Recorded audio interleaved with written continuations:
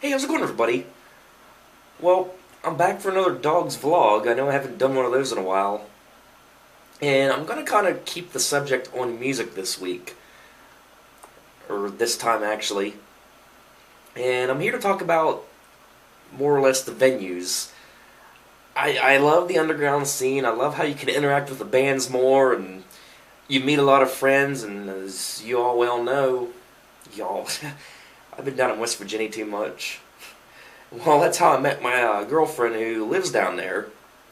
For those of you who don't know, we're still going strong nearly 20 months later because of Silvertongue and other bands like them. But I want to mainly talk about the places, the venues. And we've been to a lot of good ones. We've been to a few bad ones too. Pretty much spanning across the four-state region. Even though I'm taping this from 500 miles away, I'm actually, in case you're wondering and didn't see the update, I'm actually in Indianapolis right now in a hotel room. So, boss man decides to send us on a business trip for a class. But I'm going to be back in PA on Thursday when I decide to release this. Anyway, where do I even start? There's so many places we've been to. Well, the FOE in Waynesboro, it was a pretty good place. I guess they only played there that one time, or at least I was only there that one time. Crackers kind of holds a special place in my heart. Yeah, I hear stories about that bar, a lot of fights break out, but Silvertongue is always a headlining band, and you always get the diehards on that show. Like, it's one of those few places where you always get the Silvertongue Nation all out. It's just like a night, rather than them trying to impress these bigger bands, it's a night of them just hanging out with their buds, And that's one thing I like about Crackers. They can actually be themselves and not impress the corporates at that show, at that venue anyway. And the food is okay. It's cheaply priced. I mean, it's for the price it's good. I'll say that much. But I mean, they've done 9 shows at Crackers so far, and I've seen 8 of them. So I got good attendance there. I've only missed one. Let's see. Of course, I guess you could say Crusaders holds a special place in my heart because that's where I met her at. And then I'm trying to think. Tubby's is another place. I went there like 2 years ago to see Superbob for the first time, and I believe it was the first time Silvertongue was there. And I remember the food being really good. It was a good atmosphere. It was an all-out good atmosphere there, I thought. Well, almost 2 years pass, damn near 2 years, and she wins tickets to see Small Town Titans and Head PE there, an Alien Ant Farm. So we get there, and the place is fucking packed. This is my bitch about that place. They have bands come there that are too big for the venue. And yeah, I gotta respect these bigger known bands for going to the smaller venues because you get more, I guess you could say, more band to fan reaction, which is cool. I mean, I gotta give props to like the bigger bands like that, especially Pop Evil. They're really known for hitting all the small places, even though they're like famous. So they don't really let the fame get to their head, so to speak. I mean, though I wasn't like that big into their music, I do like the fact that they do that. They really love their underground fans. So back to Tubby's. We saw Small Town Titans. We won tickets to that, or she did actually. I gotta give her credit. And it wasn't too bad up there, being front row, or actually we were like second to front row back. Well, Head PE, I will say they did do a good set, but the mosh pit got too crazy. I mean, it was to the point that we couldn't have fun up front anymore. Yeah, I know, call me a pussy, I should have been up there, but we did get out of there. But yeah, Tubby's, what they need to do is build a section on with seating, so they can basically serve drinks, and meals to people. I mean, we didn't even eat that night until we left that show. We didn't even stay for Alien Ant Farm. That's how crowded it was. We might have got, like, each of us one beer that whole night. And then, after Head PE finished up, well, we kind of, like, met up with Small Town Titans and, said, good show and all this stuff, got their autographs. And they're pretty cool people. I recommend seeing them. They're out of York, PA. But after Head PE finished up, we pretty much left, and, well, we ended up eating at Sheets. And I think a lot of other people had the same idea we did, just because it's just, the place was too small for it. I'm sorry. I mean, actually, Kix just played there this past Saturday, and I'm telling you, I'll bet it was a packed house. I'm telling you, like, for those of you who know Tubby's, you pull in the Duncannon, or Duncannon is Head PE would bust on us for it. Well, we pulled into the venue, or we were leaving the venue, and there was cars parked along the road, clean to the stop sign to get on Route 15. That's how crowded it was for Head PE, so I couldn't imagine what it was like whenever Kix was there. They probably had people parking at the gas station and was shuttle busing them in. I don't know, I'm just making that part up. I wasn't there. But, yeah, sure, it would have been a good show, but just too crowded for a band that big.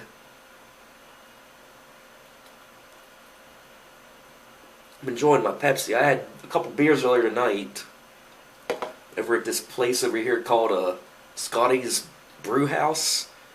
Very awesome place. Recommend it for those of you guys in Southport, Indiana. Love it.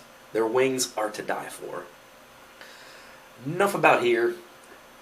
Tubby's, yeah, I had gone there twice since Head PE, and, both them times, the crowd was manageable. They had a few tables. You could get your food. So, I would say Tubby's is good for the more smaller bands, like, even Super Bob. I mean, they draw a crowd, but not, like, to the point that it packs the place so you can't breathe, But I don't recommend that place if, like, the big acts come to it. What's another one? Shawley Acres. I've only ever been there one time. And I kind of got mixed feelings about that place. The venue itself was pretty cool, this guy pretty much owns this field and sets up the stage and does, like, a festival, like, every month during the summer, which, of course, this year they didn't do one in May like they did last year. But last year, when we went there, it was kind of fucked up. Puddle of Mud should have been the headliner. And, as we all well know, Wes likes to get his ass in a lot of trouble. Well, that's exactly what happened, and Puddle of Mud did not headline the show, even though it had Wes on the ticket stub. Guarantee the diehard fans there were pissed off, even though they could still come to the show and see Nonpoint and Pretty Reckless and Silver Tongue, and I forget who the other couple bands were that were there. But since I already saw Puddle of Mud 3 times, that didn't matter to me. I was mainly there for Silver Tongue and Nonpoint. And Pretty Reckless, I wasn't really too impressed with them. I like their studio stuff, but they're just, I don't know if it was just that particular show or what the deal, but I just wasn't impressed with them live. I don't know. Nonpoint was really good. But as far as the venue itself, they were letting people in. The people at Shiley were. And I guess Nonpoint and Pretty Reckless got pissed off about it because they were doing their sound checks. And the one woman there, she got, like, kind of, like, really pissed off, like, until these bands quit acting like prima donnas, we're not going to let any more people in, and if we do, they're going to end up leaving. And it's like, god damn. It's like, these bigger bands, now Nonpoint, they're definitely fan-friendly. I actually got to meet and greet them guys a couple times. But, like, Pretty Reckless, it's like, it's almost like they don't appreciate the fan base they got, This is why I like Silver Tongue. They love their fans. Nonpoint, they love their fans. And that's, that's what makes, that's like the other half of what makes a band good, in my opinion. I mean, yeah, you can go out and see bands like Metallica and, other big bands like that.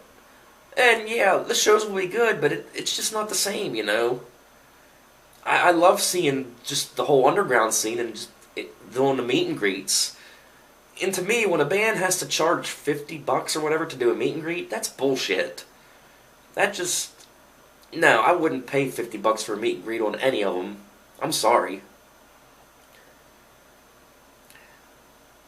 but yeah, Shiley was kind of odd. They kind of a weird experience was the damn outhouse. I remember when we actually did get in there and get our chairs and shit set up. Walked into the outhouse, and when I walked toward the back of it, it felt like it was tilting. It's like, whoa. Be enough to fuck with a drunk person, that's for sure. But, I mean, all in all, Charlie Acres wasn't bad. I'd go back again. In fact, I think they do a show like every month during the summer, like I said earlier, except they skipped out on May this year. But usually they do like 4 big festivals a year or whatever, and then, pack it in for the year. But yeah, Shiley Acres, not a bad place. What else? Blue Fox in Winchester. I was only ever there one time. I believe Silvertongue headlined it. Irving the Architect, I believe, was on before them. They were like pretty hardcore.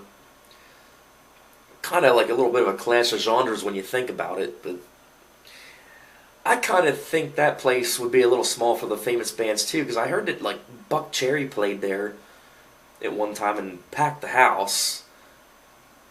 But I don't know. I'm only assuming shit here with Blue Fox. But Blue Fox was alright. Gold Crown in Harrisonburg. Shit, it's a shame there. They didn't really draw a big crowd whenever I saw Silvertongue there. And what pisses me off about Gold Crown is the fact they didn't have any fucking Yingling, like I ran into tonight here in Indianapolis. But, come on, Gold Crown. You're only like 3 hours away from Pottsville. Damn. It's not like you're 10 hours away like here.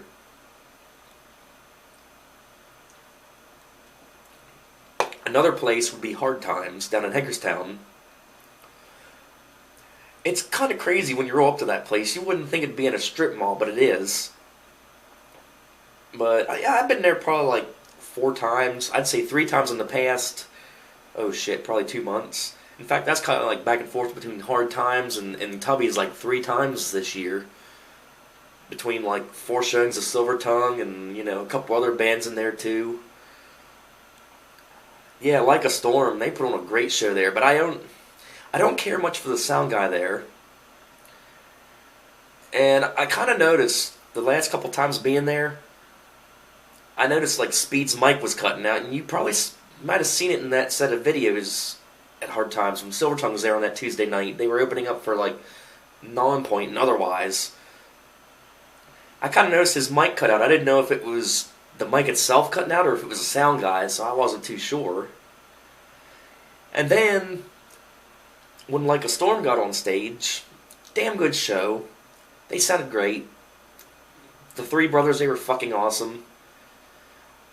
But they were doing like a little acoustic set, like an acoustic couple songs there, and I think they were starting to get pissed at the sound guy because they had the volume up too high, then they had it too low, and yeah, you could tell it was frustrating them. So I'm not really too impressed with the sound guy there. But as far as the shows themselves go, the venue I think can handle the bigger bands. Like Non-Point and Otherwise, they definitely packed the house. I got front row vids of both them bands. Pop Evil, they packed the house. Very good seeing them. I saw them at Breakaway 2 also. But at least Breakaway 2 had some seating for those who didn't want to go up to the front, I'll give them that. And yeah, same way with Hard Times. I think the place was just big enough to handle it, But yeah, in Hard Times they actually do have good chili. I definitely recommend trying that. Trying to think. Oh, back to Tubby's. I was talking about sound guys. It's almost like that last round of Silvertongue videos. They had too much bass and not enough guitar in the volume. Which it's just them sound guys sometimes fuck it up. That's all I know. Okay, so where else? I'm trying to think. I've already talked about Tubby's. I talked about Hard Times. Crusaders, of course. Where else? The FOE, they played there once. That was Waynesboro. Oh, Brunswick Fire Hall, that's a good venue. That was my second Silver Tongue show in Kixmas. That was the only time I ever saw Kix, and you want to talk about packed. But great acoustics, great sound. Oh, how about, Ram's Head. That was another place. They did the album release party. And then, going outside of Silver Tongue, I'll talk a little bit about Right Start before Andy joined Decipher Life. I got videos of them too. They were at Tubby's the last two times we were there. They're a very good band to check out too if you're ever in the Harrisburg area. But with Right Start, I saw them at the Spy Club a couple times in Harrisburg. And it was a very awesome club. It was like down in the basement of the Hardware Bar. Yeah, there was about 5 bands there. But one time, me and GMC went and saw this thing called the 4 and 3 Festival. And what it was like 4 stages that played at once on 4 floors in downtown Harrisburg. And it was a damn good setup, too. Like, you had your acoustic stage, you had, like, your hard rock stage. The upstairs was, like, your hardcore stage, which is where Right Start obviously played. Nasty Nate and the Sexual Offenders, who now changed their name to, I think it was 1.21 gigawatts. They wanted to, I guess they changed their name because I guess Nasty Nate and the Sexual Offenders would be like one of them names that they wouldn't sign on to a label. And kind of a little story behind that, but they sounded pretty good. But what kind of sucks is the Spy Club ended up getting shut down because there actually was a stabbing that happened there right in Harrisburg, so I don't believe it ever opened back up again since then. It's kind of a shame, though. It was a good venue for music, that's for sure. And then Right Start moved on and played at G-Man a couple times, and Andy informs me that it's shut down now, so it's like, where's all the good venues going in Harrisburg? I don't know. And then you got, the House of Rock in White Marsh, which I believe had shut down and then reopened under another name. I forget. Somebody out there could probably help me on that. But, yeah, I was there to see the DeVille Inc. 4th anniversary party, I believe it was. It was like with Silver Tongue, Ghost of War, Psychotic Melody, and Corrupt. The other band was Corrupt, because the one guitarist had a crush on a friend that I know, and I thought it was funny as shit. You know who you are. So I know. Let's think about the other venues here. It's almost like I've been repeating venues. Zippers, that's another one. That's down in Gettysburg.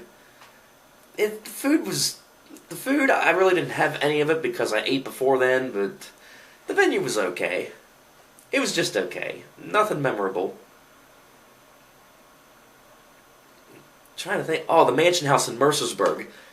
I was only ever there once, but Silver Tongue has played there many a times. As a matter of fact, they're going to be playing there this Saturday on the 23rd, so if you want to go out and see them, there you go.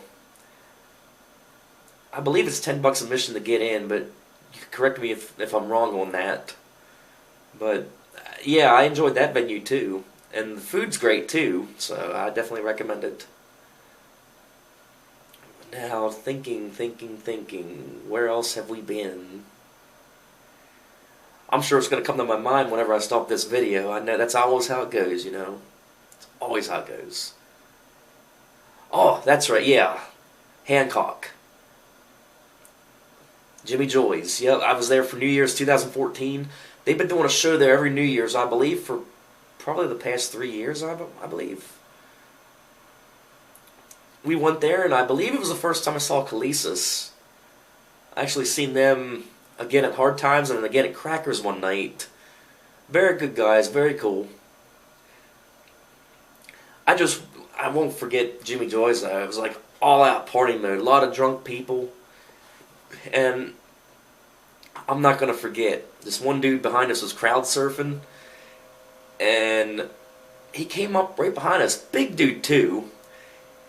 Me and Tina were like front and center at the stage, and her friend Rhonda was kind of beside her. And it's like, I seen this dude coming, and I kind of had to, like, duck her head down under, and the dude fell over her and Rhonda, and, like, right on the monitor speaker in the middle of the stage. It's like, what the fuck? Yeah, that's pretty funny. There was a lot of drunk mofos that night. Believe it or not, I wasn't drunk. I was basically playing taxi driver that night in the old Ford Tempon before I got rid of it. Yeah, nothing like a 3 a.m. sheets run in the middle of Hancock. I'm trying to think where else we have been. Oh, what the hell's that other... Oh, the Drunken Bone. I think that's over in Lemoyne. I was there one time to see Right Start. It was more or less a bunch of punk shows and stuff. It wasn't a bad venue, but someone was telling me that it either shut down or wanted a new ownership. I'm not exactly sure on that. And then, of course, we had, like, the odd venues, like, my very first Silver Tongue show was actually at a community center in Scotland, which is outside of Chambersburg. It was like a little fundraiser for the kids and the Scotland Broncos. That was actually Bottomless Cup, so it was kind of a fun show. Ten Blade opened up for that one, as I've mentioned in other videos, and as you may have seen in the videos. And, let me think, another one was the Mifflin Gym. A little tiny gym out in the middle of nowhere, near Newville and Newburgh, PA. I'm sure a lot of you are like, who gives a fuck where that's at? But yeah, they had this Matt Strohecker fundraiser thing. It was a guy I went to school with, and I guess he fell out of his tree stand and got injured. So all these bands pulled together. I think it was like a $10 admission to get in, and you saw like all these bands for a very low price, you know. And nobody popular, but it was for a good cause. Because, you know, obviously, you know, Matt couldn't work. They had all these medical bills piling up. And ever since my broken ankle last year, I kind of can relate to that feeling, you know. Whenever the bills pile up and you can't fucking work. So that's pretty much what he was going through, only to like a larger scale than what I did. You know, and he had a wife and 2 kids to support, which I feel bad for him. And yeah, they even brought some homebrew beer in there too. I think it was like a lager. I think that was the first time I saw Decipher Life. That was before Andy and Dill joined the band. And the last time I saw Shredfire before they broke up, and that's the band where Dill came from. So he's another kid I went to school with. He's fucking cool as hell. But yeah, it's just my take on the venues and my experiences with them. I'm sure I'll have more pop into my head. But the little venues is what does it for me. I just like the whole, you know, it's more of a personal thing, you know. You kind of get to know the bands and the fans a little better. It's not like you're paying fucking $100 just to see a popular band in a big venue and then you fight Trev to get out and fucking hate everybody. No, the whole small venue thing is just, to me, you build a lot of friendships and in my case a relationship out of it. And that's what I like about them over like the big venues. But alright, well, I guess I'm done with the vlog here. I gotta get to bed because I got class tomorrow.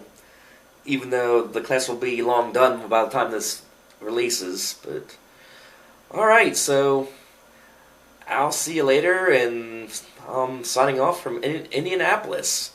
See you later.